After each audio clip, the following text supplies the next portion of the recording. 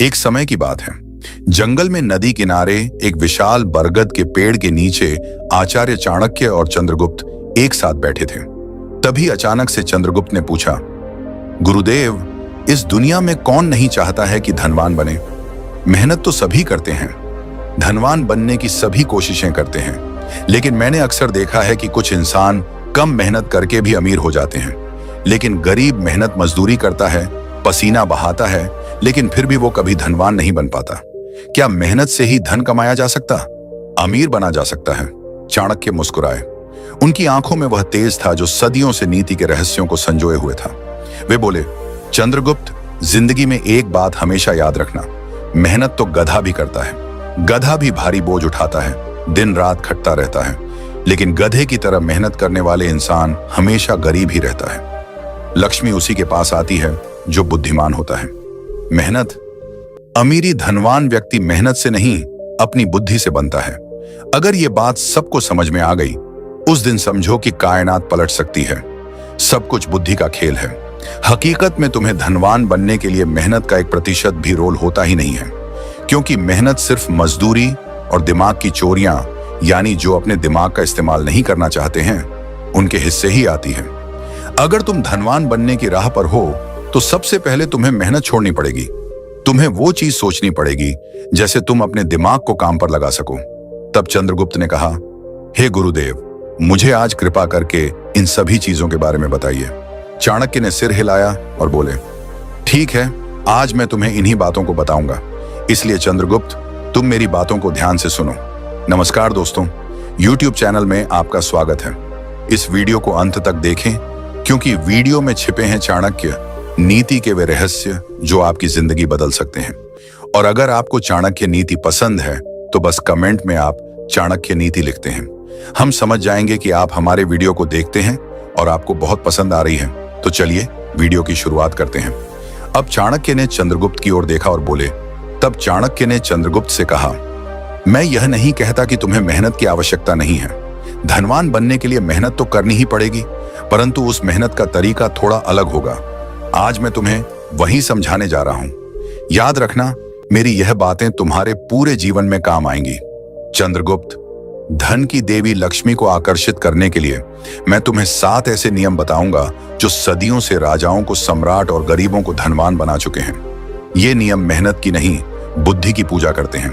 हर नियम के साथ मैं एक छोटी सी कहानी सुनाऊंगा जो इनकी गहराई समझाएगी। ध्यान से सुनो, क्योंकि ये शब्द तुम्हारी किस्मत बदलने वाले हैं। नियम नंबर 1, लक्ष्मी बुद्धि की दासी है, श्रम की नहीं। चाणक्य बोले, पहला नियम यह है कि लक्ष्मी बुद्धि की दासी है, श्रम की नहीं। जो व्यक्ति अपने मस्तिष्क से निर्णय लेता है, जो जानता है कि कब, किसके लिए और कितना परिश्रम करना है, वही लक्ष्मी को बांध सकता है। केवल मेहनत करने से लक्ष्मी नहीं आती। नीति से मेहनत को दिशा दो, तभी वह फल देती है। बिना दिशा के मेहनत वैसी ही है जैसे हवा में उड़ते कागज का टुकड़ा, बहुत घूमेगा लेकिन कहीं नहीं पहुंचेगा। अब चाणक्य ने एक छोटी सी कहानी सुनाई। एक बार की बात है, एक छोटे से गांव में एक किसान रहता था। नाम था हरिया। हरिया दिन रात खेतों में पसीना बहाता था। सुबह सूरज उगते ही हल चलाता, शाम ढलते तक फसल काटता। लेकिन हर साल उसकी फसल सूख जाती, क्योंकि वह कभी मौसम की समझ नहीं रखता था। पड़ोस का एक दूसरा किसान मूला कम मेहनत करता था। वह साल में सिर्फ 2 बार खेत में जाता, एक बार बुआई के लिए, दूसरी बार कटाई के लिए। लेकिन मूला मौसम के संकेतों को पढ़ता था, बादलों की दिशा, हवा की गति, मिट्टी की नमी। वह जानता था कि बारिश कब आएगी, कौन सी फसल बोनी है। नतीजा, हरिया का खेत बंजर रहता, जबकि मूला का खेत सोने जैसा चमकता। एक दिन हरिया मूला से बोला, भाई, तू कम काम करता है, फिर भी तेरा अनाज बाजार में उड़ जाता है। मूला हंसा और बोला, हरिया, मेहनत तो तू करता है, लेकिन बिना दिमाग के। मैं मेरी मेहनत को दिशा देता हूं। चाणक्य ने कहानी समाप्त करते हुए कहा, देखो चंद्रगुप्त, हरिया की तरह ज्यादातर लोग मेहनत करते हैं, लेकिन बिना बुद्धि के। बुद्धि का मतलब क्या है? बुद्धि सिर्फ किताबी ज्ञान नहीं, बल्कि व्यावहारिक समझ है। उदाहरण के लिए, अगर तुम एक दुकानदार हो तो सिर्फ सामान बेचने से नहीं, बल्कि ग्राहक की जरूरत समझने से धन आता है। मान लो बाजार में सर्दी का मौसम है, एक दुकानदार ऊनी कपड़े स्टॉक करता रहता है। लेकिन बुद्धिमान दुकानदार देखता है कि लोग चाय की दुकानों पर ज्यादा आ रहे हैं, तो वह चाय का स्टॉल लगाता है। कम मेहनत, ज्यादा कमाई। चाणक्य नीति कहती है कि बुद्धि निवेश सबसे बड़ा निवेश है। नियम नंबर 2, धन को पकड़ने से पहले खुद को संभालो। चंद्रगुप्त, सुनो मेरे शब्दों को। जैसे वन्य पशु को बांधने से पहले स्वयं को मजबूत करना आवश्यक होता है। दूसरा नियम यह है, धन दौलत को प्राप्त करने से पूर्व संयम और चरित्र को अपनाओ। जो पुरुष धन के आगमन से पहले ही अपनी इच्छाओं के जाल में फंस जाए, वह धन को कभी स्थिर नहीं रख सकता। लक्ष्मी देवी वहीं निवास करती हैं जहां आत्मनियंत्रण का दीपक प्रज्वलित रहता है। बिना संयम के धन वह रेत का महल होता है जिसे प्रलोभन की लहरें एक क्षण में ध्वस्त कर देती हैं। हे राजकुमार, कल्पना करो कि तुम्हारा राज्य एक विशाल वृक्ष है। यदि जड़ें कमजोर हों तो कितना भी पानी डालो वह सूख ही जाएगा। संयम ही वे जड़ें हैं जो धन को पोषित रखती हैं। संयम का अर्थ है इच्छाओं पर विजय प्राप्त करना, जैसे योद्धा शत्रु पर। प्राचीन ग्रंथों में कहा गया है कि मनुष्य का मन एक अश्व है। यदि उसे लगाम न दी जाए तो वह घोड़े को कहां ले जाएगा, कोई निश्चित नहीं। धन के संदर्भ में यह लगाम 3 स्तरों पर बांधनी चाहिए: शारीरिक, मानसिक और आर्थिक। शारीरिक संयम से तात्पर्य है कि शरीर को अनावश्यक भोजन या विश्राम से बचाना। जैसे एक राजा यदि प्रतिदिन भोज के अतिरेक में लिप्त रहे तो उसकी शक्ति क्षीण हो जाएगी और राज्य संचालन में थकान आ जाएगी। संयम से शरीर स्वस्थ रहता है, जो कार्य करने की शक्ति प्रदान करता है। मानसिक संयम का स्वरूप है क्रोध और लोभ पर नियंत्रण। क्रोध में लिया गया निर्णय, जैसे युद्ध में आवेशपूर्ण आक्रमण, अक्सर विनाशकारी होता है। चंद्रगुप्त, याद रखो, जब तुम्हारा क्रोध भड़के तो गहरी सांस लो और सोचो, क्या यह निर्णय धन को बढ़ाएगा या घटाएगा? आर्थिक संयम सबसे सूक्ष्म है। हर व्यय से पूर्व प्रश्न करो, क्या यह आवश्यक है? धन को व्यर्थ में नष्ट करना लक्ष्मी का अपमान है। नियम नंबर 3, धन खर्च करने की नीति कमाने से बड़ी होती है। चंद्रगुप्त, अब सुनो तीसरे नियम को, जो धन की आत्मा है। धन कमाना तो एक कला है, जैसे शिकारी का बाण चलाना, किंतु उसे बचाना और वृद्धि करना यह नीति का चातुर्य है। जो पुरुष धन को जहां तहां व्यय कर देता है वह लक्ष्मी का अपमान करता है और देवी तुरंत परिवर्तन कर लेती है। खर्च की नीति बनाओ, हर स्वर्ण मुद्रा का हिसाब रखो, जैसे राज्य के कोषाध्यक्ष लेखा जोखा रखता है। हे राजकुमार, कल्पना करो कि धन एक अग्नि है। यदि अनियंत्रित जले तो सब जला देगी, यदि नियोजित तो प्रकाश देगी। कमाने से बड़ी है खर्च की नीति, क्योंकि कमाई क्षणिक होती है, किंतु खर्च का प्रबंधन शाश्वत समृद्धि लाता है। इसकी जड़ें प्राचीन अर्थशास्त्र में हैं। कौटिल्य नीति में कहा गया है कि व्ययः नियोजितः धन वृद्धि कारकः। नियोजित व्यय ही धन की वृद्धि का कारण है। चंद्रगुप्त, खर्च की नीति का स्वरूप 4 भागों में बांटो: आवश्यक, वांछित, बचत और दान। आवश्यक व्यय वह है जो जीवन को चलाए, भोजन, वस्त्र, आवास। वांछित व्यय सुख के लिए, किंतु सीमित। बचत व्यय का भाग धन को बढ़ाने के लिए और दान लक्ष्मी को प्रसन्न करने के लिए। यदि तुम्हारी आय 10 मुद्राओं की हो तो 4 आवश्यक पर, 3 वांछित पर, 2 बचत में और 1 दान में लगाओ। यह नीति धन को अपमानित होने से बचाती है। नियम नंबर 4, समय धन से भी मूल्यवान है। हे चंद्रगुप्त, मेरे प्रिय शिष्य, अब हम चौथे नियम पर पहुंच चुके हैं, जो समय की महिमा का गान करता है। यह नियम न केवल राजा के जीवन का आधार है, अपितु प्रत्येक मनुष्य के लिए अमूल्य ज्ञान का खजाना है। जिस पुरुष ने समय को व्यर्थ गंवाया, उसने असंख्य स्वर्ण मुद्राओं को खो दिया। समय का सदुपयोग करने वाला ही लक्ष्मी को आकर्षित करता है, क्योंकि देवी आलस्य के निवास से दूर भागती है। हर क्षण एक अवसर है, जैसे बीज बोने का समय। हे राजकुमार, समय धन से भी मूल्यवान है, क्योंकि धन खो जाए तो पुनः कमाया जा सकता है, किंतु समय एक बार गया तो लौटकर नहीं आता। यह नियम प्राचीन वेदों और उपनिषदों की जड़ों से उपजा है, जहां काल को ब्रह्म का स्वरूप माना गया है। हर इंसान के पास जीवन में समान रूप से 24 घंटे मिलते हैं। एक अमीर सेठ के पास 24 घंटे हैं, एक गरीब भिखारी के पास भी 24 घंटे। फर्क कहाँ है? फर्क उपयोग में है। गरीब भिखारी अपने 24 घंटों को फालतू की चीजों में बिताता है। सड़क पर बैठकर व्यर्थ चिंतन, गलत संगति में समय नष्ट, या फिर नकारात्मक विचारों में डूबा रहना। वह सोचता है, मेरा भाग्य ही खराब है, इसलिए क्या करूं? लेकिन एक धनवान व्यक्ति, एक सफल राजा या व्यापारी अपने 24 घंटों को व्यवसाय, रोजगार और उत्पादक कार्यों में लगाता है। वह सुबह उठकर योजना बनाता है, दिन में कार्य करता है, शाम को चिंतन करता है। यही फर्क है, एक तरफ विनाश, दूसरी तरफ समृद्धि। समय का सदुपयोग बुद्धि को तीक्ष्ण बनाता है। जब तुम प्रत्येक क्षण को उपयोग करोगे तो निर्णय शीघ्र होंगे। राज्य संचालन में 1 मिनट की देरी से शत्रु लाभ ले सकता है। नियम नंबर 5, बुद्धि का निवेश सबसे बड़ा निवेश है।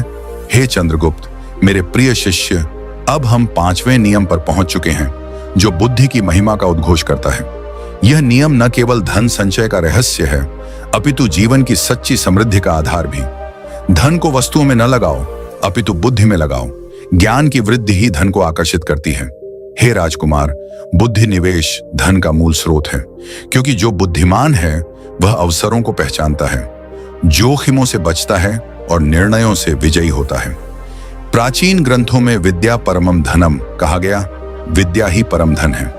यह कथन उपनिषदों से लिया गया है, जहां विद्या को अटल धन माना गया है, जो न चोरी जाता है न नष्ट होता है।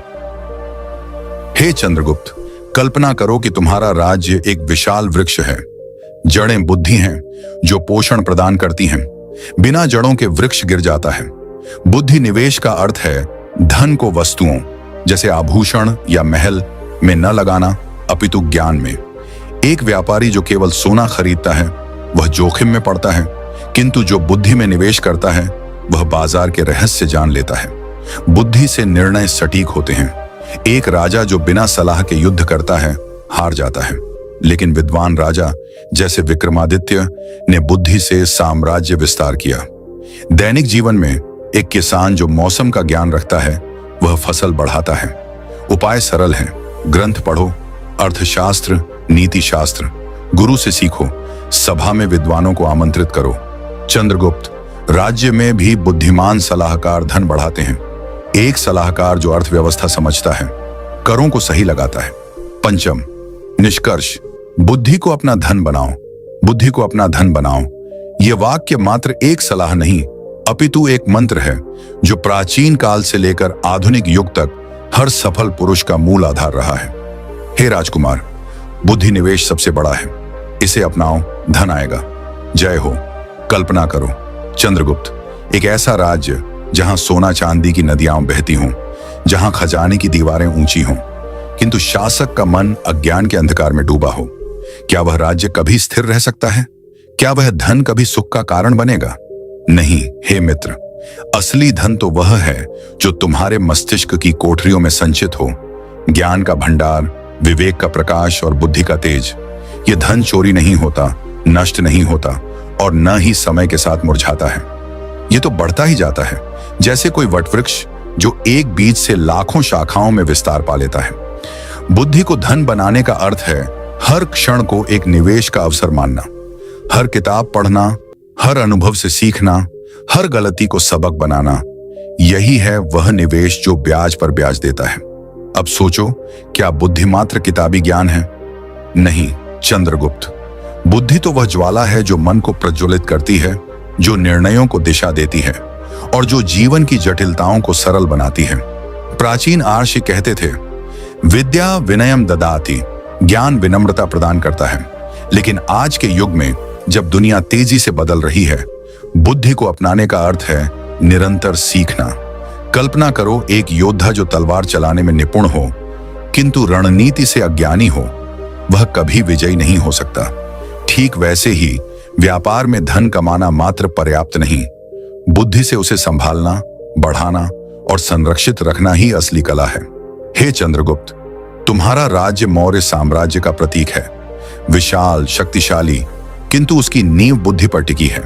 चाणक्य जैसे गुरु ने यही सिखाया, बुद्धि से बंधे रहो तो धन स्वयं तुम्हारा दास बनेगा। इस निष्कर्ष में हम कुछ गहन बातें छुएंगे जो शायद सीधी न लगे, किंतु घूम फिराकर उसी सत्य तक पहुंचाती हैं कि असली धन तुम्हारे दिमाग में बसता है। यदि तुम्हारा मन सही दिशा में हो, यदि शिक्षा और ज्ञान की जड़ें गहरी हों, तो समृद्धि तुम्हारा अनुसरण करेगी तुम कभी गरीब नहीं हो सकोगे, क्योंकि गरीबी तो बाहरी आभूषणों की कमी है, न कि आंतरिक प्रकाश की। आओ इन बातों को विस्तार से समझें, जैसे कोई नदी जो मुहाने से समुद्र तक बहती हुई हर किनारे को स्पर्श करती है। नियम नंबर 6, अवसर पहचानने वाला ही अमीर बनता है। हे चंद्रगुप्त, मेरे प्रिय शिष्य, अब हम छठे नियम पर पहुंच चुके हैं, जो अवसरों की चेतना का आह्वान करता है। यह नियम धन प्राप्ति का कुंजी है, जो सतर्कता सिखाता है। अवसर को देखो, पहचानो और पकड़ो। जो अवसरों को भुनाता है वही लक्ष्मी का स्वामी बनता है। हे राजकुमार, अवसर जीवन के बीज हैं। इन्हें बो तो वन उगता है, अन्यथा रेगिस्तान रहता है। प्राचीन नीति में अवसर काल का उपहार है। हे चंद्रगुप्त, अवसर पहचान की अवधारणा वेदों से उपजी है। ऋग्वेद में समय को एक पशु के रूप में वर्णित किया गया है, जो चंचल और पकड़ने योग्य है। काल पशु अर्थात समय एक पशु है जिसे पकड़ना पड़ता है, अन्यथा वह फिसल जाता है। यह सूक्ति हमें सिखाती है कि अवसर क्षणिक हैं, जैसे कोई जंगली पशु जो जंगल में लपकता फिरता है। यदि सजग न हो तो हाथ से निकल जाते हैं। उपनिषदों में अवसर को संयोग माना गया, वह संयोग जो सिद्धि की ओर ले जाता है, जहां देवता और मनुष्य का मिलन होता है। यहां अवसर मात्र संयोग नहीं, अपितु कर्म और भाग्य का सन्नाद है। चाणक्य नीति में मैंने लिखा, उद्योगेन ही सिद्ध्यन्ति कार्याणि। उद्योग से कार्य सिद्ध होते हैं और उद्योग अवसर पहचान का प्रथम चरण है। नियम नंबर 7, धन को रोकने की कला सीखो।